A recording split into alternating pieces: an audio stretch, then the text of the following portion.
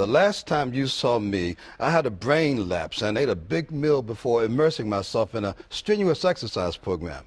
As the old folks might say, I was sweating like a pig. Now I'm going to give you an update. And we're also going to talk about chronic kidney disease. Stay tuned for Health Watch.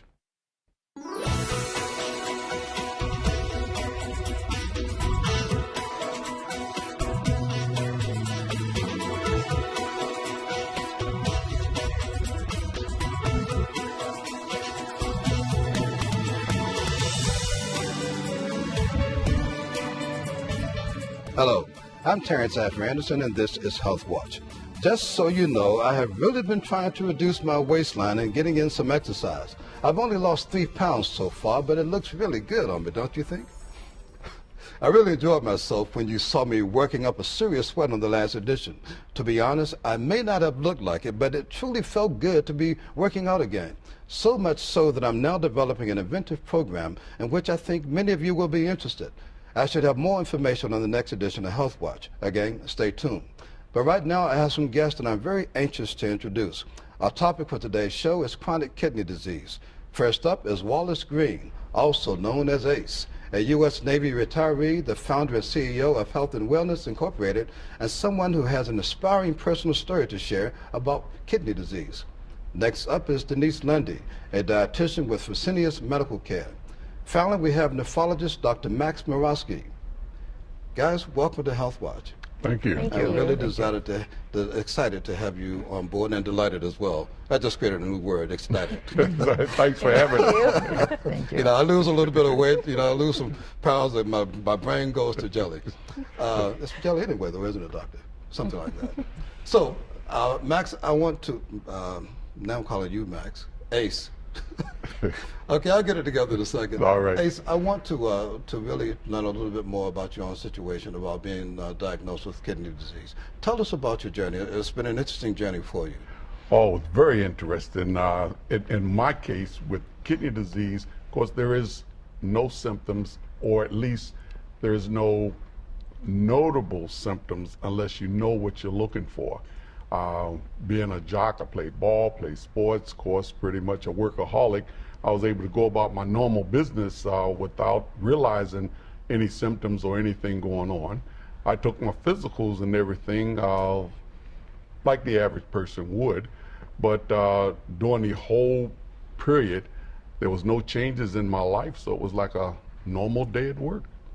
Now, from what I've gathered about you, you're someone that does a lot of research. So when you got the diagnosis, you did some research. What did you learn about kidney disease? Well, funny you mentioned research, because like the average person, your mechanic will do a lot of publication on fixing a car, and being a military personnel, I did a lot of reading publications on my job and things of that nature. But when it came to self, that's where I was lacking.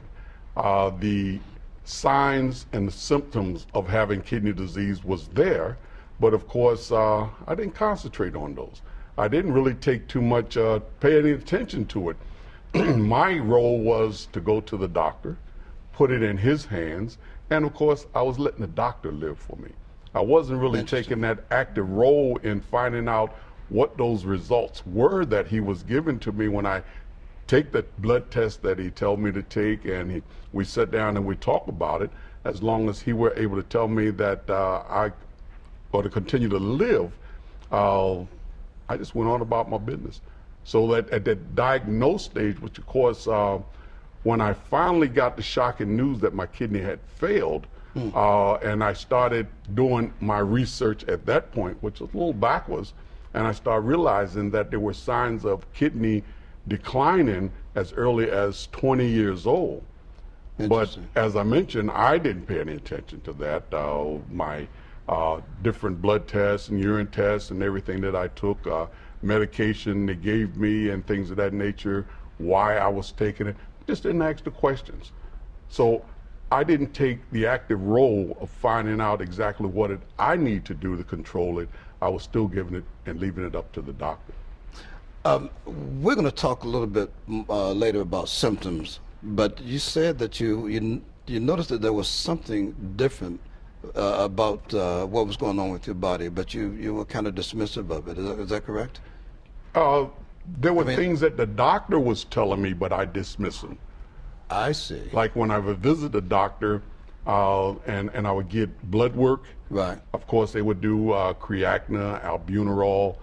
They would rate my GFR, which is I probably have a problem pronouncing this word, but it's the glomerular. I think that's correct, doctor. Glomerular filtration rate. That's correct. Glomerular filtration rate. Filtration rate. That sounds like a constellation in somewhere in there. And of course, GFR is what it is for short. So if I continue to use that, that's what it is.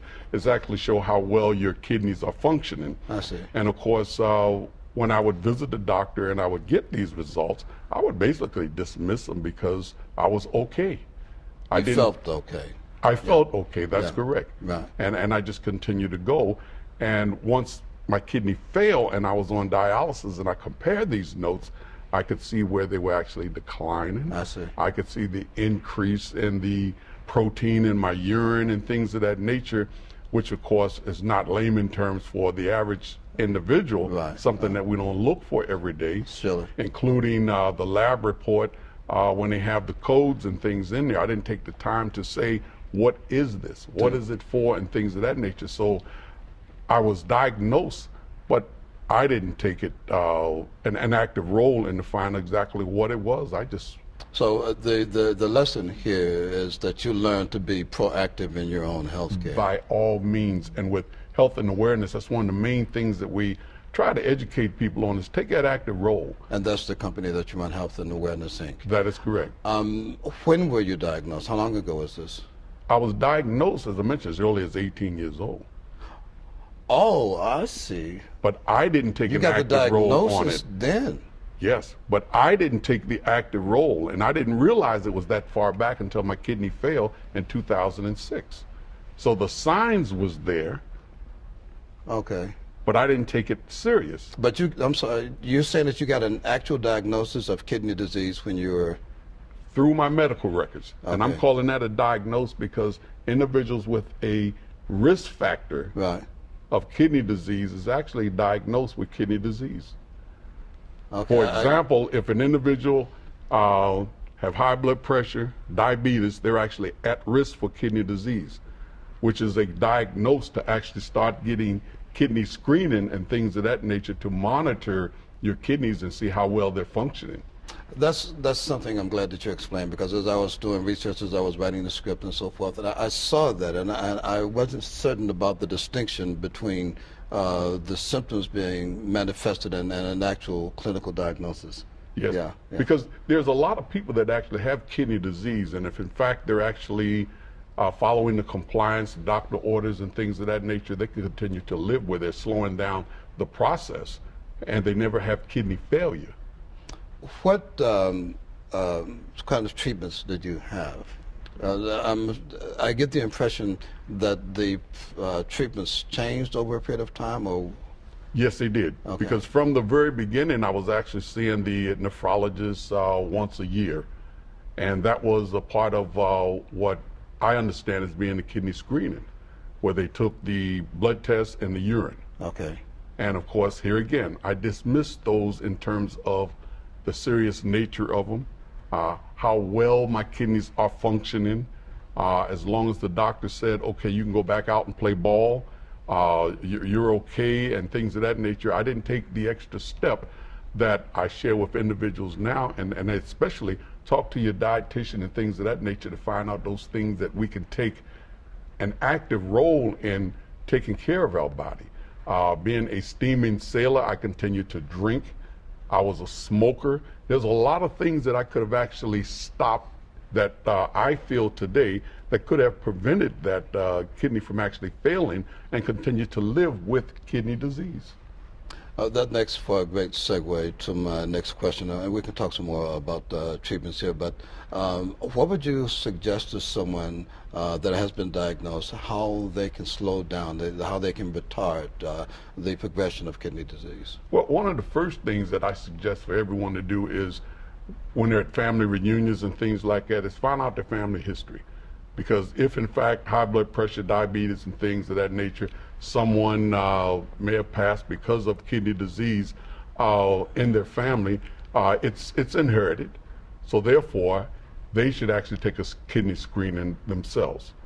That's what's one of the major things that I tell them. The second thing is take an active role.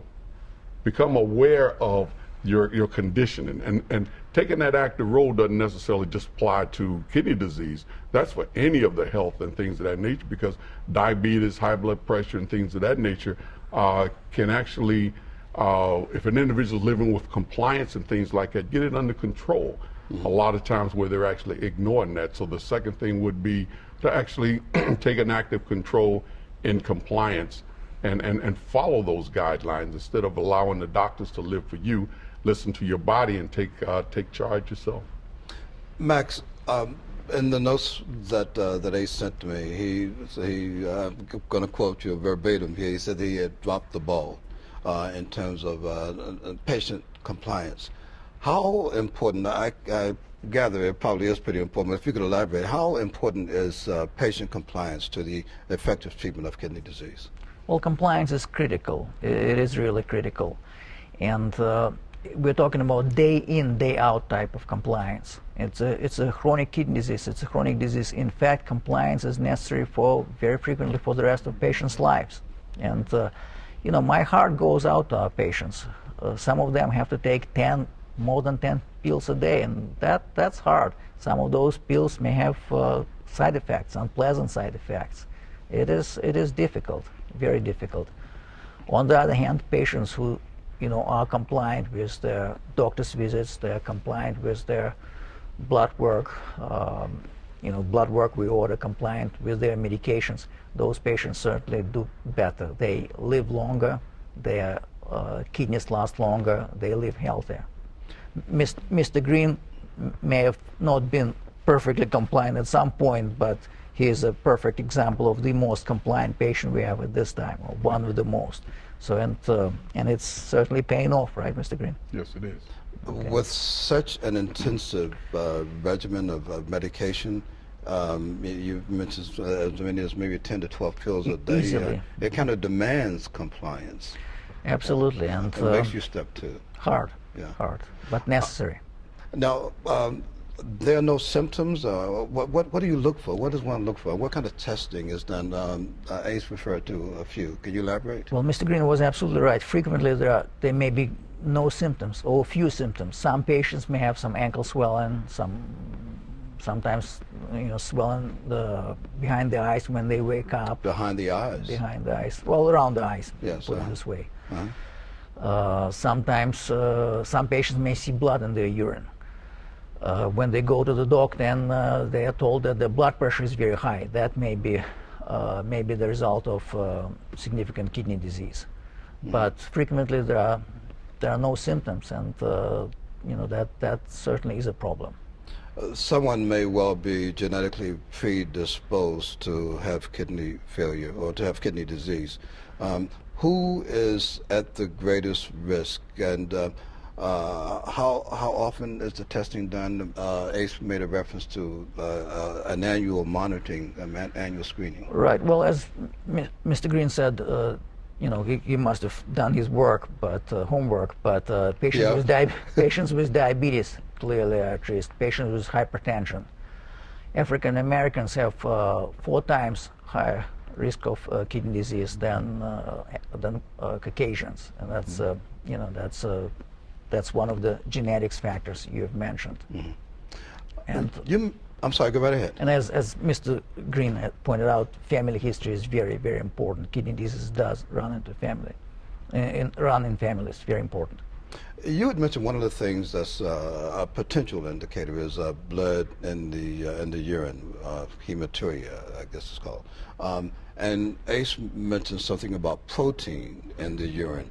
The blood is easily seen, but protein, what does one look for? That's a very good point. So blood sometimes can be seen, sometimes cannot be seen, depending upon the degree of hematuria.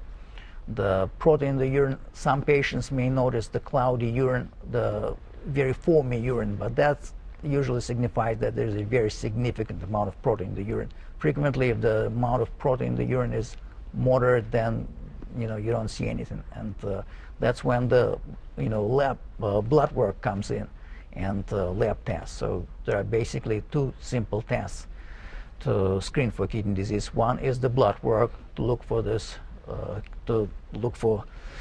creatinine, the glomerular filtration rate that helps you assess the kidney function. And the second test is the urine to look for protein. So that's a special test. Both tests are very simple and readily available, though. Any idea on the incidence of kidney disease in Virginia, the numbers? Well, numbers are actually quite high. Up to 500,000 Virginians do have a kidney disease. Fortunately, majority of it is fairly mild kidney disease, or initial stages of kidney disease. And with proper care, those patients would not, progress to more severe kidney disease.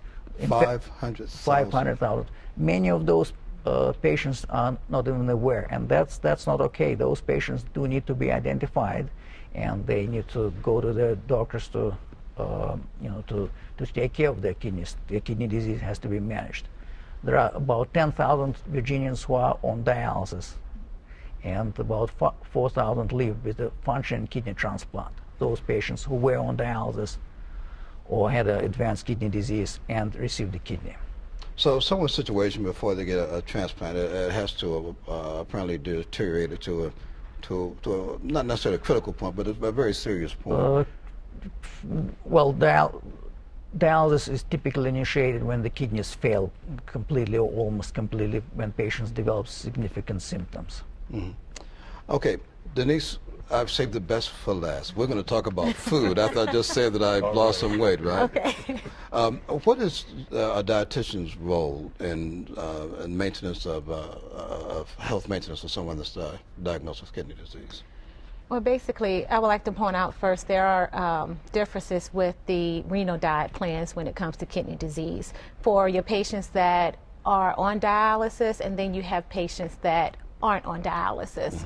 Mm-hmm. You can follow a renal diet plan that will help slow the progression, just as Ace mentioned a few minutes ago, slow the progression of kidney disease. But again, you have a diet plan for your patients that are on dialysis. Now, for those that are on dialysis, you definitely want to make sure that you are increasing your protein intake. So there are some key nutrients that you need to look at when you're eating. One is your protein. Increase your protein intake basically because your protein is being pulled off while you've been dialyzed, doing dialysis. Okay. And that has a great effect on your treatment. It has a great effect on the success of your dialysis. With your protein, building that albumin number is what we call it. We've talked about the lab work, and the albumin lab number is an indicator of your protein status. So that's very important with your dialysis patients. The second I would say would be sodium. You definitely want to make sure that your sodium, your salt intake is limited, because of course if you're having excess of salt in your system, then you're going to have fluid retention, in which is bad for your kidneys and bad for your heart as well. Mm-hmm. And then you want to look at your potassium and your phosphorus. I'm pointing out 4 key nutrients here, but your potassium and your phosphorus more so you want to look at, because that determines your heart health as well, in preventing cardiovascular disease as well as bone disease. That's potassium, phosphorus, sodium chloride, and, well, I guess sodium chloride is 2. Protein, sodium, Gotcha. Potassium, and phosphorus. Do you get many requests for folks seeking assistance with maintaining their diet? There's not too often, because I work in an in-center dialysis center. I may receive a phone call from a patient stating that my physician has told me I have to start dialysis now, or I have kidney disease, and they're looking for further information or more resource. Most of our patients come from nephrologist referrals when we're in the dialysis center. Mm-hmm. Mm-hmm. You touched upon this a little bit, but can you talk about the types of foods that are really good? Oh, sure. Yeah. Sure. I didn't mean to jump ahead. Oh, no, that's fine. Okay. You didn't jump ahead. I probably was staggering. Okay. Well, again, going back to those 4 key nutrients there Right. with protein. Right. When you have a patient that is not yet on dialysis and you want to help slow the progression of kidney disease, Right. you want to limit protein. You want to Okay. limit your protein intake. And those sources of protein are basically coming from your animal products, your meat, Gotcha. your cheese, your milk, your eggs, your fish. Now, you definitely want to make sure you limit that sodium intake, that salt intake. Right. And your high salty foods are those that you want to avoid as much as possible. You're talking about your canned foods, your processed foods, your fast foods, your smoked and cured meats, even your seasonings that you have in your pantry at home that have added salt. You need to read the food label on those seasonings to see where your added salt is. Your potassium foods. Most of your high potassium foods are your fruits, for instance, your oranges, your tomatoes, Bananas. bananas, I love your, bananas, your, but they high your in melons. potassium, yeah. Yes, very high in potassium. Your potatoes are very high in potassium. Again, your phosphorus foods is the last key nutrient there. And phosphorus is sort of tricky because you have phosphorus in almost all of your foods. Your dairy products are high phosphorus. Your chocolate, your breads and your cereal items are high phosphorus. And most of your packaged foods, not only are they typically high in sodium, they have a lot of phosphorus added to them for preserving. So your role then as a dietitian is pretty important in helping people discern what's the best foods to eat and how to select the foods and everything. It really is, and I have to say that it's very difficult. That's one of the hardest diets to follow, is a renal diet, and so we have to work with the patients monthly basis, on a weekly basis. It's a complete lifestyle change. Probably an issue with compliance there as well, you know, because people like to eat. You know, they really truly do. They do, do, and we have to be very creative in just educating, having people to go back into their kitchens and cook, and just taking note of what everything they're taking in, everything they're eating, and listening to their bodies, just as Ace mentioned earlier. Don't mention the macaroni and cheese over the holidays. Oh yes, and the cheese is very high phosphorus, and so typically we see that in the patient's lab work, particularly during the holidays. Macaroni and cheese. Yes. Yeah, my numbers went up a little over the holidays, and because of macaroni and cheese, couldn't get over it. Yeah, that's a very difficult thing to resist. Yes, sir, it is. You have an event. Well, tell us, we're going to run out of time here pretty quickly, but if you can tell us a little bit about Health and Wellness, Inc., and about the event that you have coming up. Sure.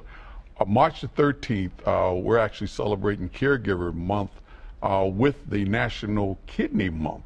Now, it sounds kind of strange, but with Caregiver Month being in November, the reason we do this is because of this increase in the need for a dialysis patient, which also increased the need for caregivers.